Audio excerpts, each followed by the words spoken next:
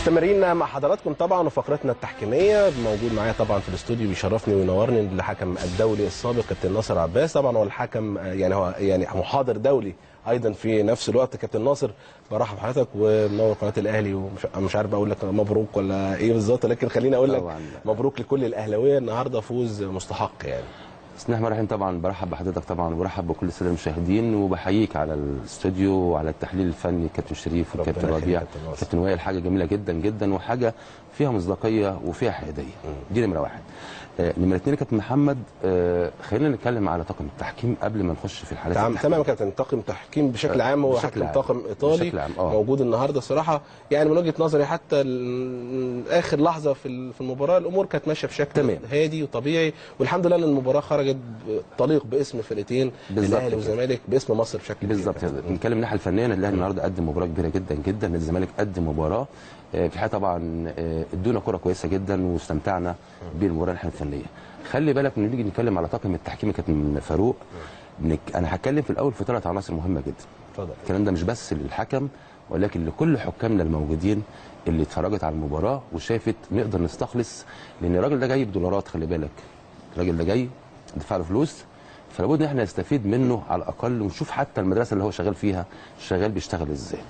انا يمكن رصدت من خلال وجودي في المباراه نمره واحد ثقه الحكم بنفسه. خلي بالك النهارده كان هو عنده الثقه في نفسه، تقدر تدي الحكم قرارات صحيحه في الملعب يا كابتن فاروق. طول ما الحكم عنده ثقه وما عندوش تردد في اتخاذ القرار اكيد بتدي له ثقه في الملعب وبتدي له قناعات للعيبه. يعني في لعيبه تاخد قناعات من الحكم نتيجه القرارات اللي هو بياخدها. طب هو الثقه النهارده كانت عنده ثقه فعلا. اللي زود له الثقه دي يا كابتن فاروق، خلي بالك انا بشكر لاعبي الفريقين من الاهلي ومن الزمالك ان هم ساعدوا طاقم التحكيم على ان هو يؤدي بهذا الشكل. مفيش اعتراضات، في التزام من الاجهزه الفنيه داخل وخارج الملعب، في التزام من اللاعبين بالقرارات.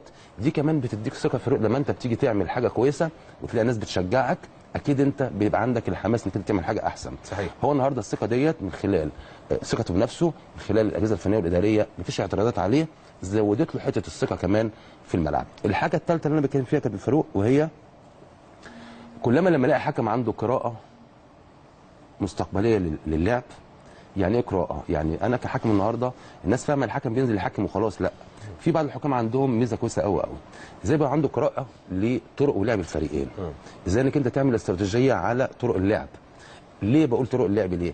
لان زي ما انت حضرتك بتتكلم على المهاجمين والتحركات والتمركزات والثلث الدفاع والهجومي، هو ذات نفسه كمان بيتكلم على طرق لعب النادي الاهلي. ازاي النهارده النادي الاهلي بيلعب، الزمالك بيلعب النهارده ازاي، وبالتالي بيبتدي يعمل التحرك بتاعه والتمركز بتاعه على التحركات بتاع النادي الاهلي ونادي الزمالك. هتقولي ده هو مش عارفهم، يعني في ناس تقول لك طب ده هو ما اتفرجش قبل كده على النادي الاهلي، ولكن في حاجه اسمها ايه؟ انا الكلام ده في اول 5 6 دقائق انا كحكم من خلال خبراتي بقدر اقرا طرق اللعب ديت واعرف. وخلي بالك لما بتتغير اثناء المباراه ايضا بيبقى عندي الفكره ان انا اقدر اغير واطور من اسلوبي، سواء كان اسلوب التحرك او اسلوب التمركز.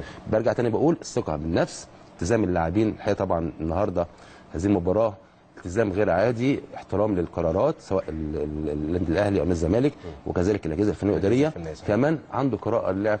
دي اللي قدرت في الاخر خالص نقدر ان هو نجح بشكل عام في هذه المباراه، قدم مردود كويس جدا جدا كان